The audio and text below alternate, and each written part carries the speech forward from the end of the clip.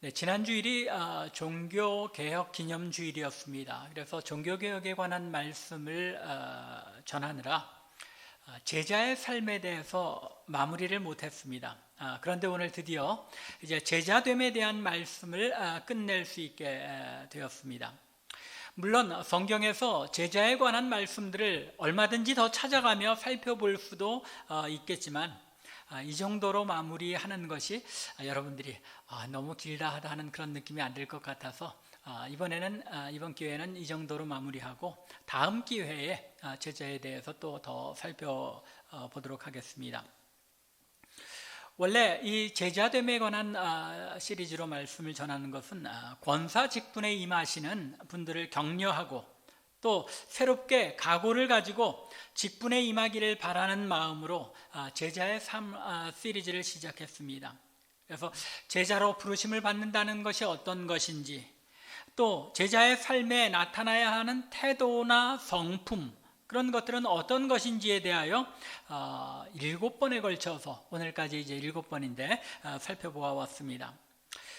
아울러 이러한 제자됨에 관한 것이 성도들 가운데 특별하게 어떤 부르심을 받은, 따로 소명을 받은 또 다른 계층의 성도를 제자라고 하는 것이 아니라 우리 모든 성도들이 다 제자로서 이 말씀들을 지켜 행할 필요가 있다는 것 생각해 보았습니다.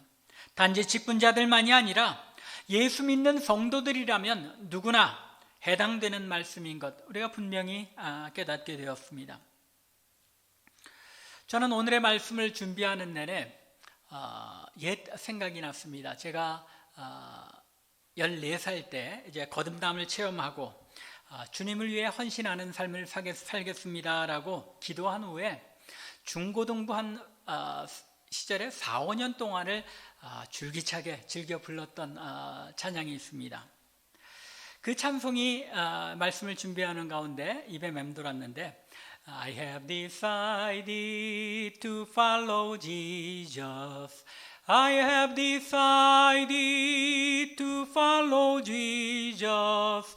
I have decided to follow Jesus. No turning back, no turning back. 이 찬양을 우리 한글 가사에서 번역할 때는 주님 뜻대로 살기로 했네, 또 뒤돌아서지 않겠네라고 번역했는데 사실은 이제 주님을 따르기로 결심했기 때문에 이제는 다시는 뒤돌아서지 않겠다는 그런 결심을, 각오를 하나님 앞에 고백하는 찬양입니다. 오늘 본문 말씀에서 주님께서는 제자로 따르기 한 삶에는 뒤돌아서는 일이 결코 있어서는 안 된다고 말씀하십니다. 손에 쟁기를 잡고 뒤를 돌아보는 자는 하나님의 나라에 합당하지 아니하니라 하시니, 손에 쟁기를 잡고 뒤돌아보는 자는 하나님 나라에 마땅하지 않다는 것입니다.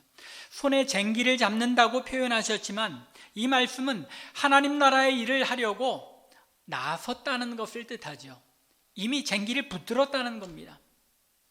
즉 주님을 따르는 제자로 나서놓고서 뒤돌아보는 자는 하나님 나라에 적합하지 않다는 것입니다. 여기에 하나님 나라에 합당하지 않다는 것은 하나님 나라에 들어가지 못한다는 말로 해석됩니다. 조금은 무서운 말씀이죠. 하나님 나라에 합당하지 못하다. 뒤돌아서는 자는 결국은 하나님 나라에 들어가지 못하게 될 수도 있다라는 것입니다. 오늘 본문에는 각기 다른 이유로 주님을 따르는데 실패한 세 사람의 이야기가 등장합니다. 오늘은 이 세 가지 경우를 살펴보며 우리가 어떤 각오와 결단으로 주님을 따를 것인지 다시 한번 마음에 다짐하는 은혜의 시간이 될 수 있기를 바랍니다. 주님을 따르는데 우리를 되돌아서게 하는 요소가 어떤 것들인가? 오늘 본문에서 세 가지를 이야기하고 있다는 것입니다. 그 첫 번째는 주님을 따르며 치러야 할 대가 때문에 뒤돌아선 사람의 이야기가 등장합니다. 57절과 58절의 말씀인데 57절의 말씀을 보면 길 가실 때에 라는 말씀으로 시작됩니다. 이 말씀은 51절 이하에 나타난 말씀을 배경으로 이해해야 합니다. 길 가실 때인데 어떻게 길 가실 때인가? 51절의 말씀을 보면 주님께서 이제 하나님께서 자신에게 주신 사명, 즉 고난당하시고 죽으셨다가 부활하셔 승천하셔야 하는 이 사명을 완수해야 할 때가 이른 것을 아시고 예루살렘을 향해 올라가기로 굳게 마음을 결심하셨다고 말씀합니다. 그리고는 제자들과 함께 사마리아의 한 마을을 통과하여 예루살렘을 향하여 올라가시기를 원하십니다. 그런데 사마리아 사람들과 이 유대인들의 사이가 어떻죠? 굉장히 사이가 안 좋았죠. 그렇기 때문에 이 사마리아의 한 마을 사람들이 제자들과 예수님께서 유대인인 고로 그들이 사마리아를 통과하여 예루살렘으로 가는 것을 허락하지 않습니다. 그러자 예수님께서 제자들과 함께 다른 마을로, 다른 유대인의 마을로 지나서 돌아서 가시게 된 것입니다. 오늘의 본문 말씀은 이렇게 주님께서 제자들과 예루살렘을 향해 올라가실 때에 일어난 것임을 알려주고 있습니다. 길을 가던 중에 한 사람이 주님께 와서 말합니다. 주님께서 어디로 가시든지 나는 주님을 따르겠습니다. 어떤 사람이 여짜오되 어디로 가시든지 나는 따르겠나이다 라고 말한 것입니다.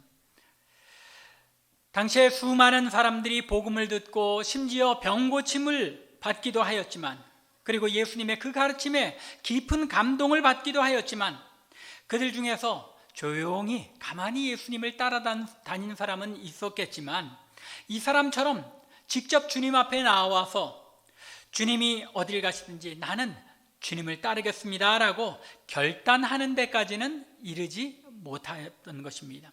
오직 이 사람만이 주님께 나와서 어디를 가든지 내가 따르겠습니다 라고 고백한 것입니다. 가만히 생각해 보면 베드로과였던 것 같아요. 그렇죠? 마음에 내키면 딱 나와서 먼저 이야기를 하고 보는 그런 성품이었던 것 같습니다. 이 사람은 분명히 주님의 가르침을 통해서 주님이 어떤 분이신지를 깨닫고 주님의 인격과 가르침에 깊은 감동을 받아서 주님을 따라야겠노라고 결단을 내리기에 이르렀던 것입니다. 하지만 이 사람은 이처럼 귀한 결단을 내리고 주님을 따르겠다고 고백까지 하였지만 결국 자신이 주님을 따르기 위해 치러야 할 희생과 헌신에 대해 알게 되자 급기야는 포기하게 되고 맙니다. 주님께서 58절에 무엇라고 대답하십니까? 여우도 굴이 있고 공중에 새도 집이 있으되 인자는 머리 둘 곳이 없도다. 주님을 따르는 삶이 어떻다는 것입니까? 집도 절도 없이 바람을 피하지도 못하고 이슬을 맞으며 먹고 자는 소위 풍찬 노숙하는 삶이 될 것을 말씀하시자 이 사람은 주님을 따르는 삶을 포기하고 맙니다. 그 고난의 삶을 주님을 따르느라고 그 고난과 희생의 삶을 살 것이 두려웠던 것입니다. 심지어 여우나 공중의 새도 돌아가 머물 곳이 있지만 주님을 따르는 삶은 안정적인 삶이 허락되지 않는 것을 주님께서 말씀하시자 주님을 따르는 삶을 포기하게 된 것입니다. 혹시 어떤 분들은 오늘 본문에서 이 사람이 주님을 따르는 삶을 포기했다는 것이 어디 기록되었습니까? 라고 물으실지도 모르겠습니다. 맞습니다. 오늘 본문에 58절이나 또는 그 뒤에 이 사람이 주님을 따르는 삶을 포기했다고 기록한 것은 없습니다. 하지만 전체 문맥이 오늘 우리에게 분명하게 알려주고 있죠. 이 사람은 주님을 따르는 삶을 포기했다는 것입니다. 특별히 62절에서 주님께서 손에 쟁기를 잡고 뒤를 돌아보는 자는 하나님 나라에 합당하지 아니하니라 라고 하신 이 말씀은 세 번째 사람에게 하신 말씀이기도 하지만 문맥상을 볼 때 앞에 두 사람에게도 동일하게 해당되는 말씀인 것입니다. 이 사람은 주님을 따르면 얻게 될 유익과 영광에 대해서만 생각하였지 주님을 따르기 위해 고난과 핍박까지도 감내하며 헌신과 희생이라는 대가를 치를 생각은 전혀 없었던 것입니다. 이것이 오늘날 많은 그리스도인들, 어느 정도는 여러분들과 저를 포함한 현대 그리스도인들이 지니고 있는 문제 아닙니까? 그리스도인이 됨으로써 누리는 영적 유익이나 특권들, 즉 이 세상에서 물질적인 축복을 누리고 자식들이 잘 되고 온 가정이 형통하기를 원해서 예수 그리스도를 따를 뿐이지, 예수를 믿는 이 믿음을 지키기 위해서 제자로서의 삶을 살아내기 위해서 치러야 할 희생이나 헌신을 하려고 하는 자는 그리 많지 않다는 것입니다. 우리가 잘 알고 있는 이야기, 다니엘의 세 친구들의 이야기죠. 풀무불에 던져질지라도 우리가 금신상에 절할 수 없으며, 풀무불에 설사 던져지더라도 하나님께서 우리를 구원하실 능력이 있는 하나님이시며, 설사 그리 아니하실지라도 우리가 하나님을 섬기는 이 신앙을 포기하고 금신상에게 절할 수는 없노라고 자신들의 목숨까지도 내던지며 담대하게 선언했던 이 다니엘의 세 친구, 이 청년들과 같은 그런 믿음이 과연 오늘날 우리에게 있느냐는 것입니다. 이 첫 번째 사람은 이런 신앙에까지 이르지 못하였고, 그래서 주님께서 제자로 따를 때 당하게 될 그 고난과 희생을 말씀하시자 주님을 따르기를 포기한 것입니다. 주님을 따르는데 장애가 되는 것 무엇입니까? 헌신과 희생까지도 감내하려고 하는 이 다짐과 각오가 없으면 우리는 어느 순간인가 주님을 따르는 이 길을 포기하거나 타협하게 되고 만다는 것입니다. 주님께서 우리 오늘날 현대 그리스도인들의 그 심리를 아주 잘 파악하고 주신 말씀인 것입니다. 인간이라면 누구나 그런 마음이 있죠. 고난당하며 박해당하며 힘든 과정을 겪어가면서까지 우리의 믿음을 끝까지 지키고자 몸부림치는 이 일이 쉽지 않지만, 그것이 바로 제자의 길이요 그리스도를 섬기는 자들이 가야 할 길이라는 것입니다. 간절히 원하기는 우리 참빛교회 성도들, 희생과 핍박과 박해를 감내하면서라도 우리 믿음의 그 신앙의 원칙들을 지켜나갈 수 있는 그런 귀한 주님의 제자들이 다 되기를 주님의 이름으로 간절히 축원합니다. 두 번째로 주님께서 말씀하신 사람은 주님을 따르기를 미루며 돌아선 사람입니다. 첫 번째 사람은 자신이 주님을 따르겠노라고 나섰지만, 이 두 번째 사람은 주님께서 그 사람에게 나를 따르라라고 부르신 사람입니다. 주님께서 나를 따르라고 명하시자 그 사람이 대답합니다. 59절입니다. 나로 먼저 가서 내 아버지를 장사하게 허락하옵소서. 주님께 급한 일을 먼저 처리하고 주님을 따를 수 있도록 시간 말미를 달라고 미루며 요청한 것입니다. 그러자 주님께서 60절에서 그 사람에게 이렇게 말씀하십니다. 죽은 자들로 자기 죽은 자들을 장사하게 하고 너는 가서 하나님의 나라를 전파하라. 얼핏 보기에 주님께서 좀 심하신 것 같죠? 그렇게 생각되지 않으세요? 아버지를 장사하게 해달라 했는데 부모를 장사하는 것까지도 허락되지 않는 것이 예수 믿는 삶, 주님을 따르는 제자의 삶인가 하고 예수 믿는 것 자체에 대하여 부정적인 생각까지 들 수도 있겠습니다. 사실 믿지 않는 사람들의 경우에 피상적으로 기독교 신앙을 이런 신앙으로 알고 나는 부모도 형제도 버려야 하는 그런 예수 믿는 삶 안 산다 하고 선언하는 사람들도 있죠. 그런데 율법을 잘 살펴보면 율법이나 유대인의 관습에서는 분명하게 부모를 장사하는 일은 그 무엇보다도 우선적으로 행하여야 할 의무였습니다. 그렇기 때문에 분명히 예수님께서도 이 사람의 요청을 허락하셔야만 할 것 같습니다. 유대인의 장례 관습에 의하면 부모가 임종할 때에 자녀는 절대로 그 임종의 자리에 빠져서는 안 됩니다. 임종의 자리에 반드시 함께 해야 합니다. 그 곁을 떠나지 못하게 되어 있습니다. 또 임종한 후에는 어떻게 해야 합니까? 옷을 찢으며 애도해야 하고 장례를 치르는 기간 동안 심지어는 모든 다른 율법에 기록된 종교적 의무조차도 면제됩니다. 당연히 이 율법에 의하면 이 사람의 요구를 예수님께서 들어주셔야 했을 겁니다. 그런데 예수님께서 허락하지 않으셨어요. 왜냐하면 이 율법에 그리고 또 유대인들의 관습을 거꾸로 한번 생각해 보시기 바랍니다. 만일 이 사람의 아버지가 임종을 앞두고 있다면 이 사람은 지금 예수님을 따르는 이 현장에 있어야 합니까? 없어야 합니까? 없어야 합니다. 아버지가 돌아가셨으면 애도하는 그 일을 위해서 예수님을 따르는 이 자리에 이 사람이 없었어야 하는 겁니다. 그런데 예수님을 따라오면서 나로 아버지를 장사하고 오게 하옵소서라고 요청했다는 것은 이 사람이 하는 이 이야기는 아직 일어나지 않은 일을 위하여 시간을 달라는 이야기입니다. 즉 지금은 연로하신 아버지를 복양하다가 나중에 아버지가 돌아가시고 나면 그때 조금 더 상황이 여유 있게 되면 주님을 따르게 허락하여 주옵소서라고 말하고 있는 것입니다. 지금 당장 아버지가 부모가 임종하거나 장례가 있는 상황이 아니라는 것입니다. 그저 막연하게 이제 곧 있을 것 같이 생각되기도 하는 그런 일을 위해서 시간 말미를 달라는 것입니다.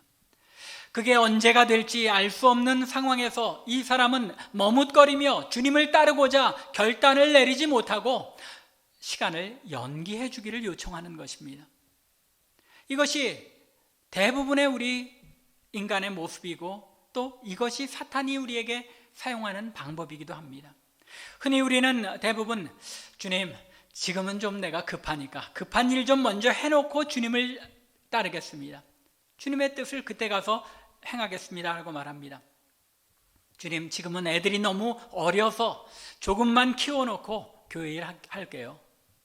주님 지금은 우리 가정 형편이 경제적인 형편이 너무 힘드니까 조금 경제적으로 나아질 때까지만 좀 기다려주세요.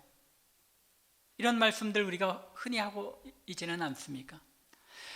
겉으로는 아니어도 혹시 속으로라도 이런 말씀들을 하지 않느냐는 겁니다. 예, 아이들 최선을 다해서 잘 키워야죠. 경제적인 상황도 최선을 다해 해결해 나가야 하는 게 맞습니다. 그런데 여러분들이 오랜 세월 인생을 사셨지만 우리 인생이 어디 한 가지 일이 지나간다고 그 후에는 여유가 생깁니까? 아닙니다. 끊임없이 우리의 삶에는 excuse가 생깁니다. 자꾸 미룰 수 있는 핑계거리가 끊임없이 생긴다는 것입니다. 그리고 마침내는 이런 식으로 한평생 주님의 부르심에 응답하고 결단하며 섬겨보지도 못하고 시간이 흘러버려 급기야는 주님께서 오늘 본문에서 말씀하신 것처럼 하나님 나라에 합당한 자가 되지 못하고 마는 것입니다. 이것이 많은 사람들의 안타깝게도 많은 사람들의 인생인 것입니다. 여러분들 믿거나 말거나 이야기를 제가 한번 말씀드리겠습니다. 제가 20대 후반까지 이 허리가 26인치밖에 안 됐습니다. 그리고 저기 가슴둘레는 한 110 가까이 될 정도로 운동도 좀 했고 이 배도 복근이 있었습니다. 안 믿으시죠? 그래서 믿거나 말거나 말씀드립니다.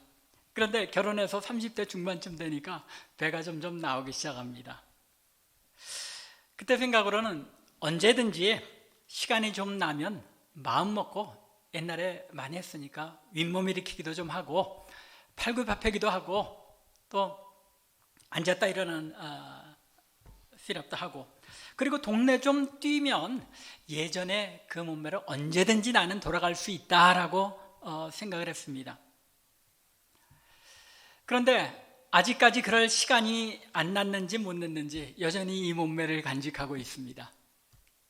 물론 사역으로 바쁘고 또 이런저런 끊임없이 바쁜 일들이 있었기 때문이기도 하죠.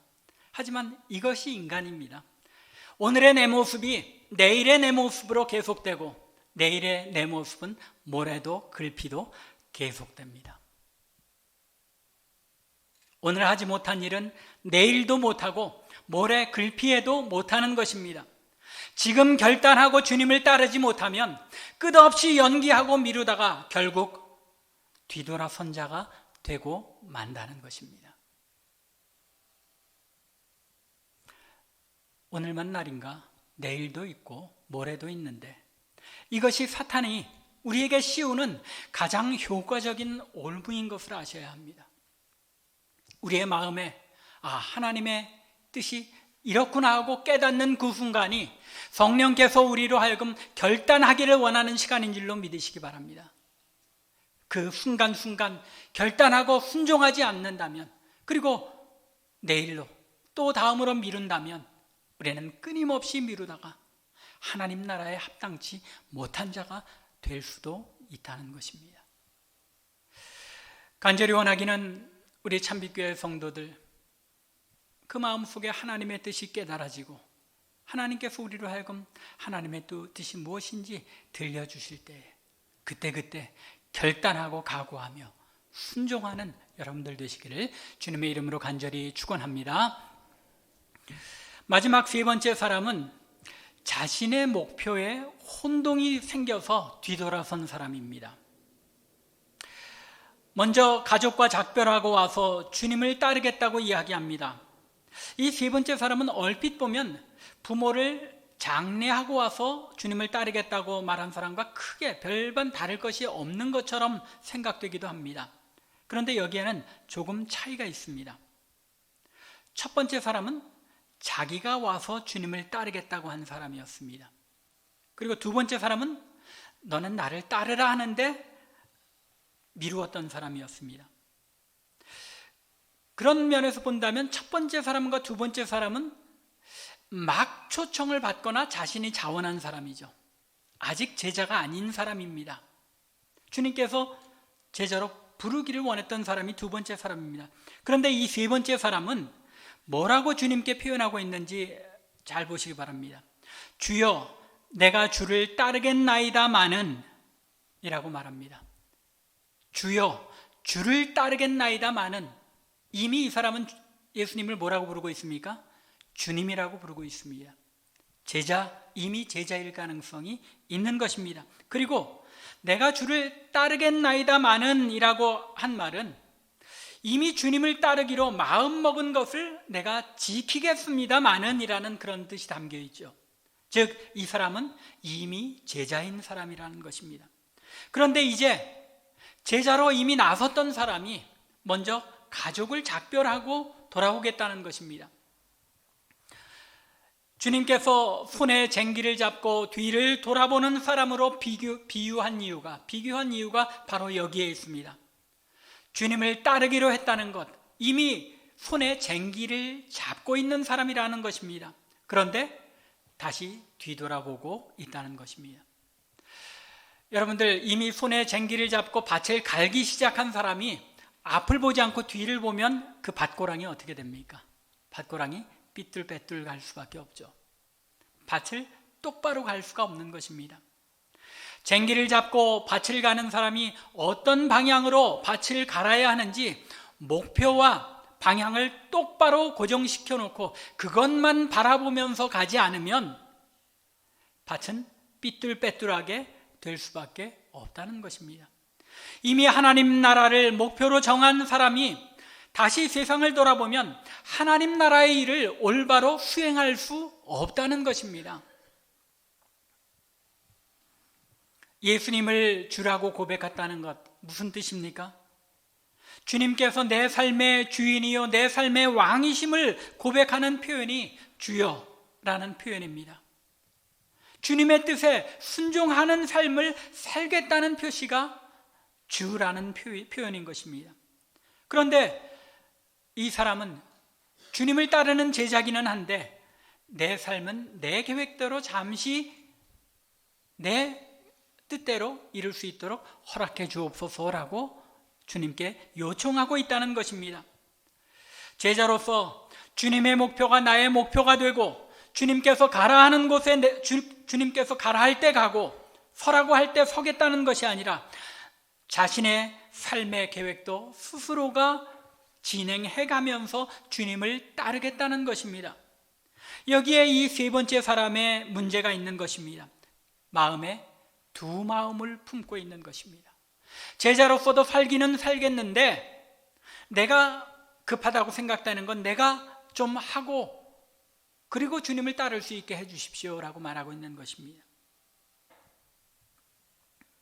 주님을 따르는 제자로서의 삶, 그것과 자기의 계획과 뜻을 이루는 삶도 함께 성취하겠다는 것입니다. 주님께서 가정을 돌보지 말라는 말씀이 아니죠. 가정을 지키는 도리를 포기하고 생계를 포기하라는 말이 아닙니다. 가정을 잘 꾸려가는 것도 하나님 나라의 일이 되어야 하고 경제 생활을 잘 이루어가는 일도 하나님 나라의 일을 위한 것이 되어야 한다는 것입니다. 단지 우리의 목표와 방향의 우선성이 어디에 있느냐는 것입니다. 이 최종의 목표를 위한 삶이냐, 다른 목표를 설정하고 주님을 따르는 이 목표는 그저 또 하나의 장식품으로 가지고 있겠느냐는 것입니다. 제자로서 그리스도를 따르는 성도로서 내 삶의 모든 목표와 방향이 하나님 나라와 교회를 중심으로 이루어져야 한다는 점을 가르치고 계시는 것입니다. 성도와 제자의 삶의 목표는 하나님의 뜻이 우리의 삶을 통하여 이루어지는 데 있어야 한다는 것입니다. 내 뜻과 내 목적을 설정해 놓고 그 일을 이루기 위하여 하나님이 필요한 것이 아니라 하나님께서 나를 부르신 그 부르심의 목적이 내 인생의 최고의 목적이 되어서 그 일을 이루기 위하여 우리의 가정을 꾸려가고 우리의 이 세상에서의 경제생활과 삶도 주어지는 것이라는 말입니다. 삶의 목표와 방향, 이것이 두 개가 되어서는 안 된다는 것입니다. 말씀을 맺겠습니다. 주님을 따르는 일에는 항상 마음의 준비와 각오가 있어야 합니다. 준비가 없으면 개인이건 교회이건 일단 큰 환난과 시험이 있을 때에 무너지게 됩니다.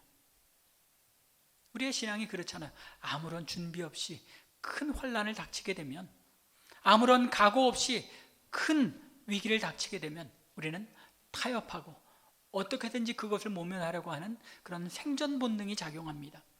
그러나 우리가 믿음으로 준비되어 있을 때, 또 주님의 뜻을 어떻게든지 우리의 삶에 이루겠다는 그런 각오가 되어 있을 때 우리는 다니엘의 세 친구들과 같이 그 어떤 위기 속에서도 하나님께서 우리의 삶을 책임지실 것을 믿고 하나님께 맡길 수 있는 담대함이 우리에게 주어진다는 것입니다. 핍박에도 굴하지 않고 이겨나가려면, 또 십자가를 능히 지고 고난과 어려움 속에서도 끝까지 뒤돌아서지 않을 수 있으려면 항상 준비되어 있어야 하고 각오가 되어 있어야 하는 것입니다. 자기가 맡아서 하는 일, 하나님께서 나에게 맡겨주신 삶의 의미와 그 중요성을 늘 인식해야 하고 그 일에 대하여 한눈 팔거나 좌우로 치우치지 않고 충성스럽게 그 일을 감당해 나가려고 각오하고 결단하는 삶이 있어야 한다는 것입니다. 주님을 따르는 제자들의 삶에는 언제든지 예수님을 따르는 일보다 더 중요한 일이 있어서는 안 되는 것입니다. 주님을 따르는 제자의 삶에는 항상 희생과 헌신이라는 대가를 치를 준비가 필요합니다. 그 어떤 대가를 치르고라도 주님을 따르는 삶을 포기하지 않겠다는 결단과 각오가 있어야 하는 것입니다. 또 이 결단과 각오는 미루거나 연기하지 않는 결단과 각오가 되어야 합니다. 늘 나중에 나한테 상황이 되면 그때 가서야 충성을 다하겠노라고, 그때 가서야 주님을 따르겠노라고 미루다 보면 결국 그런 날은 오지 않는 것이기에 순종의 결단이 필요한 그 순간에 결단하고 따라야 하는 것입니다. 또한 두 마음을 품지 않고 주님을 따라야 합니다. 주님께서 나의 삶의 주인이요 왕이라고 고백하였으면 주님 나라의 일에 우리의 삶의 목표를 두고 돌아서지 않고 한 마음으로 나아가야 하는 것입니다.